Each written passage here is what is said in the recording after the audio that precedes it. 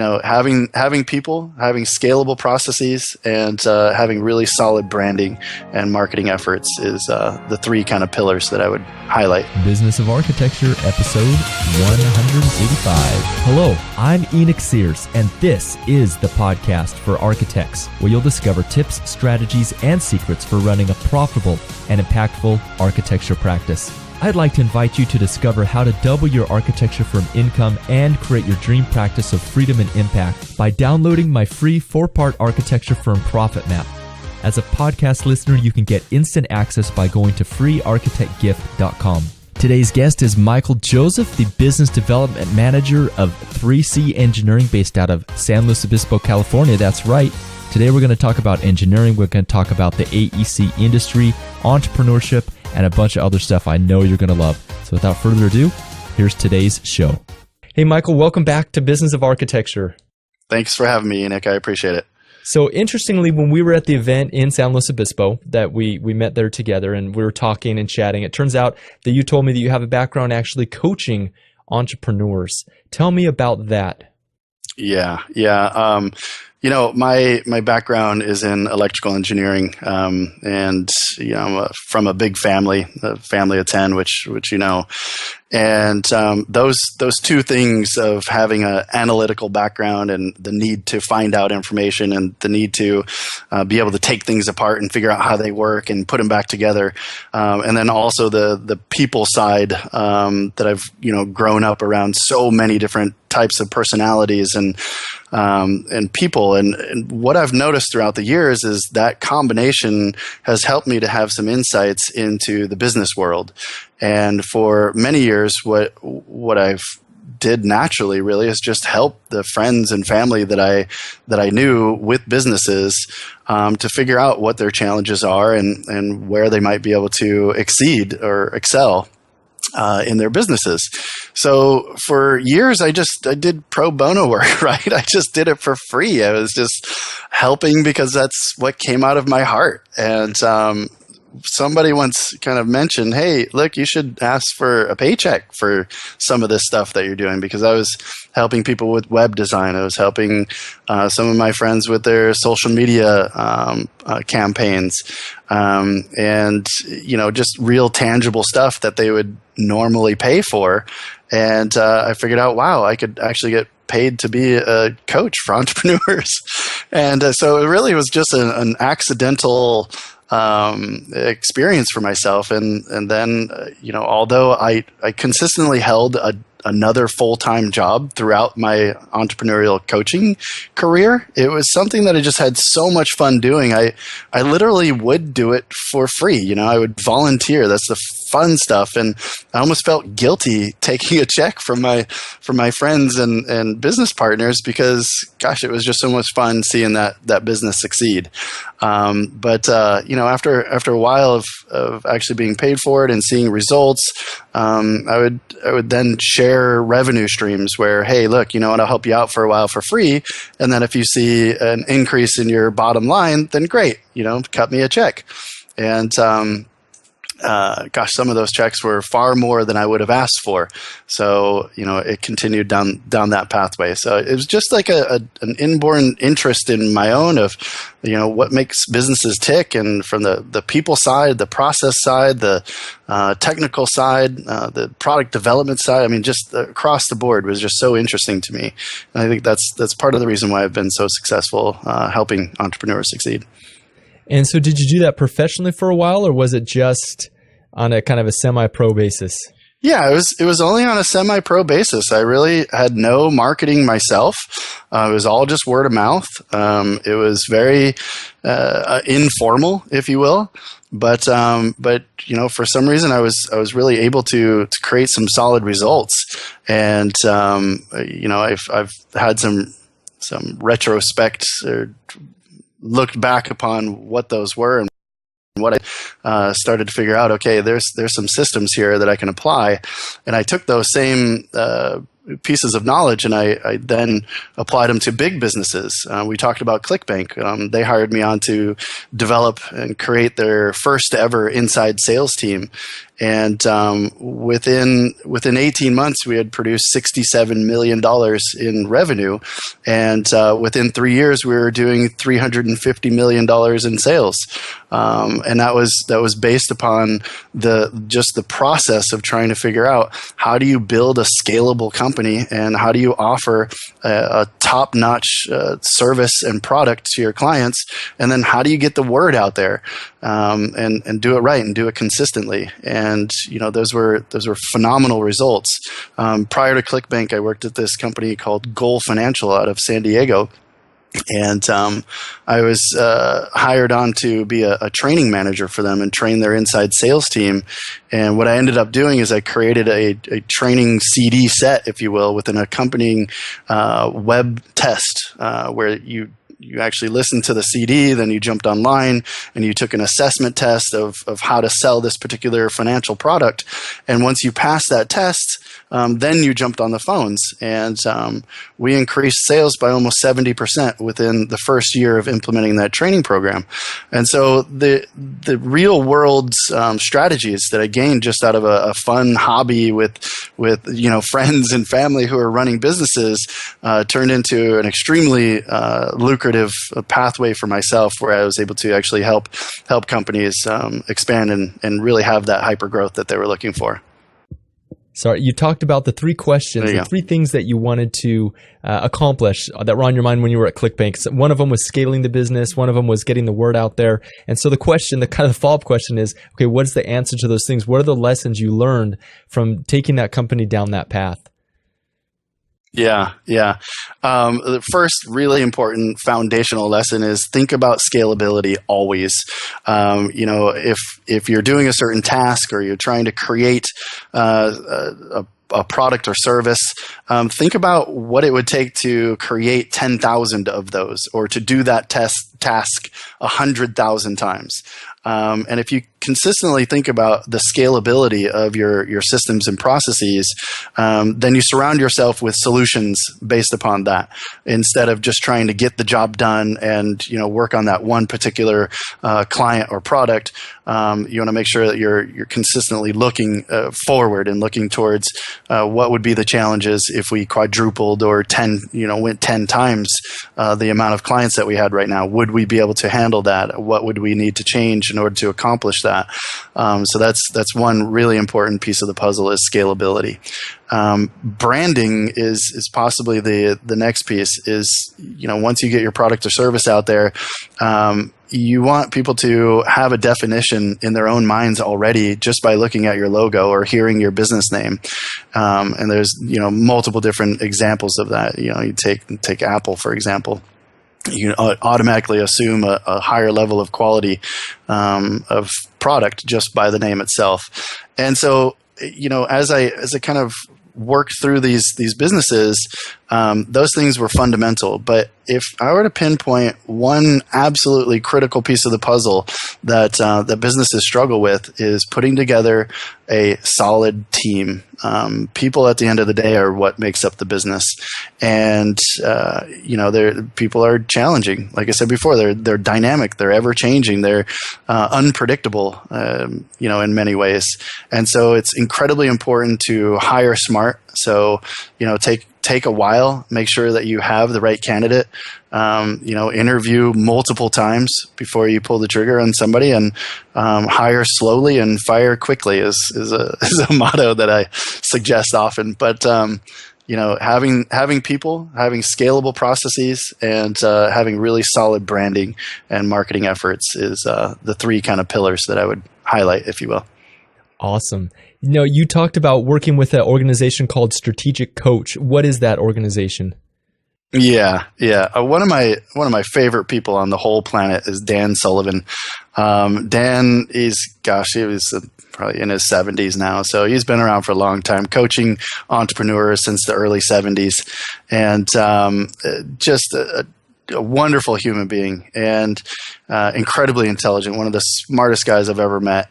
And he started a business out of Toronto, Canada called Strategic Coach. And Strategic Coach is now in multiple different locations. They have a location in London. They're here in the United States, in Chicago. They have a location in Toronto. And they teach methodologies for entrepreneurs to overcome challenges within their own businesses. And, one tool is called the strategy circle. So you try to figure out what your strategy is by working around the circle. And you can solve problems by using tools that Dan has created. Dan's a genius. And if anybody, and I'm not an affiliate, I don't get any kickback for Strategic Coach. I don't work for them, but if you ever get a chance, if you own a business, if you're a business owner, that's one of the strongest entrepreneurial coaching programs that I've seen around. But it's, there are restrictions. In order to be trained by Dan himself, you have to be, making and profiting more than $1 million a year as an entrepreneur. So just getting involved and learning about systems and tools that are out there, is definitely worth it. But that's kind of my experience in what they are. Great. So what, in your experience with them, did you go through the training and did you become a coach? Tell me, I want to dive into that a little bit. Yeah. You know what? I went through the training. I didn't become a coach. My intention was not necessarily to become a coach for Strategic Coach themselves. I was actually working with ClickBank at the time, where I got involved with the Strategic Coach. And what I loved about that, Dan is also heavily involved with Joe Polish, who owns and runs a fantastically successful marketing company called Piranha Marketing out of Arizona. Also is a mastermind leader of the Genius Network, or what's called the 25K group. And that group of people were heavily involved with all of my clients that I served at ClickBank as well. And so as I developed more strategies to help entrepreneurs through courses with Dan, I was able to help my clients succeed and therefore add more revenue to the bottom line of the company that I worked with, and therefore generate those multi-millions of dollars in revenue. So that was really the strategy that I undertook and kind of executed on. And what would you say were the key insights that you took away from the Strategic Coach training? Some of the things that I've already mentioned. One, have a scalable process. Something that I learned from Dan is that, in your own mindset, if you set your goals to, let's say, double the size of your business in a, 3-year period, which seems for some business owners unfathomable, right? Oh my goodness, how could I do that? I'm already tapped out, kind of a thing. But Dan challenges people and entrepreneurs to not set your sights so low, but to actually set your sights on 10 timesing your business or growing your business by 10 times. And it scares people at first. They're like, how in the world would I ever do that? Who would I need to become in order to achieve such greatness, if you will? But the point that Dan brings up is that once you actually set the goal to grow 10 times, you surround yourself with, again, the resources, the people, the thought processes, the mindset. You go to sleep at night thinking in a bigger vision than just doubling the size of your company, and you're thinking in ways that are much more expanded, if you will. So one large takeaway that I took from Strategic Coach is that magic of thinking big, right? We've heard that for many years, but it's so true and so important, and Dan really drives that home. So hopefully that answers your question. Yeah, it does. I'd like to talk about, Michael, your experience doing the coaching and working with entrepreneurs. One thing that I'm always looking for is the big levers that produce massive results, right? So always looking for the hacks or the 20% that produces the 80% of results. And I know that in startup firms, startup businesses, there's always 2 or 3 that you can find where you tweak these little things and they see exponential increases. What would be those things, if you think back to your work with some of these young entrepreneurs or these young companies, I guess, what would be those things? If you haven't already touched on them, let's just dive into that a little bit. Yeah. And in any business, no matter what you sell or what you're doing in life, it's about your network of people that you involve yourself with, right? You can have some champions out there that multiply your business because they're out, preaching your product or service for you. So finding those champions and finding those multipliers, if you will, is incredibly important. But even more so, as people launch a company, they sometimes forget about the importance of just collecting those email addresses of people that they ran into once, that they had a good conversation with but forgot about, and just try to make sure that they don't lose touch with the thousands of people that we all rub shoulders with over, a 5-year period or a 10-year period, and to maintain relationships with that, quote unquote list, if you will. One of the large levers for all of the entrepreneurs, most all of the entrepreneurs I've worked with, is having a substantial list with a good relationship. And a list meaning just a list of people with contact information, email address, cell phone is better. Having some memory, some recollection of who they are and, maybe what demographic that they fall into, if you will, and maintain some sort of communication with that list, and, keeping it healthy and keeping it vibrant and relevant, to that individual. And then taking that same concept now, well, if you've collected those individuals, if you really, keep an open communication and develop relationship with those individuals, you're going to see that there's natural segmentation to your list, to your group or your network. And not always do you want to send the same message or communicate the same news to every single person on your list or in your network. So it's important to start to decide how to segment that and what's important to your different segments, and paying attention to the value that you're providing, because obviously one piece of information could be extremely valuable for one segment of your network, and it could be irrelevant to another segment. So just paying attention to that, I think that's a huge lever, if you will, is really segmenting your network and your list of people. Love it. Anything else about entrepreneurship that you want to touch on before we end our conversation? Sure. Entrepreneurship is such a near and dear topic for me, and would love to explore more into this. But once you taste the taste of earning something for your own, of building something with your own hands, and really promoting that, and it is you. I mean, this is you as a brand, as a product, as a service that's out there, as an entrepreneur who's changing the world. And I firmly believe that entrepreneurs are changing the world every single day. And so to keep doing that. The message that I'd like to deliver to all entrepreneurs out there, architects alike who are trying to build their businesses, is keep that passion alive, keep that drive, keep doing what you're doing, because entrepreneurs change the world. I love it. That's such a high note. I would love to end there. However, you reminded me of something that I do want to touch on before we end. In this last episode, you said, look, we could take you talked about scarcity mindset versus abundance. Yes. And I just wanted to ask you, let's end on that note. Tell me about that and why you brought that up as potentially being another conversation. Sure. And really, to kind of anybody who hasn't seen the last episode, just kind of bring you up to speed a little bit. We talked about competition versus abundance, or scarcity versus abundance. And, a lot of business owners, they'll look at other architects as being their competitors. And it's really incredibly important to hold the truth, really, that the world is abundant. There's so much opportunity out there. And once you start looking at, as someone, as a competitor, or that the world is so scarce, and, you adopt that scarcity mindset, and you close off so many more doors than if you shift your mind just slightly to believe in abundance and to believe not in competition, but developing allies. Those competitors are competitors because they love the same things that you love. And why deny that?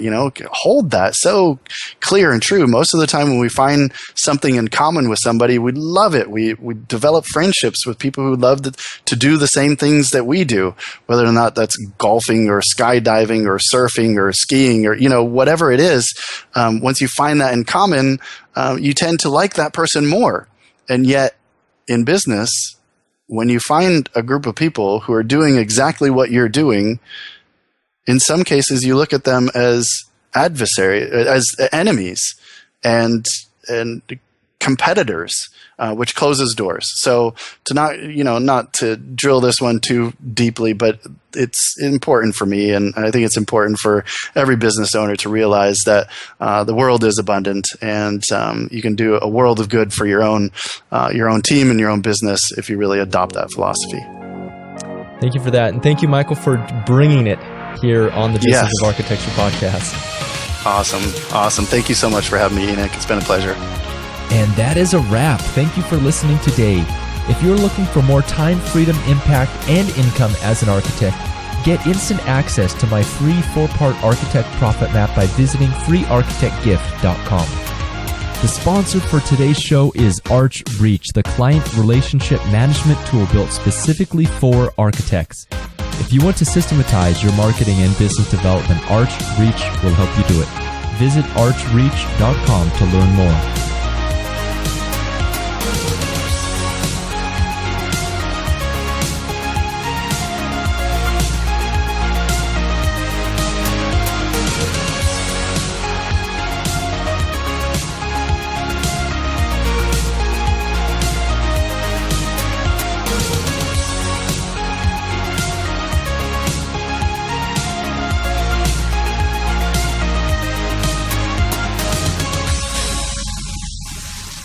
The views expressed on the show by my guests do not represent those of the host, and I make no representation, promise, guarantee, pledge, warranty, contract, bond, or commitment except to help you conquer the world.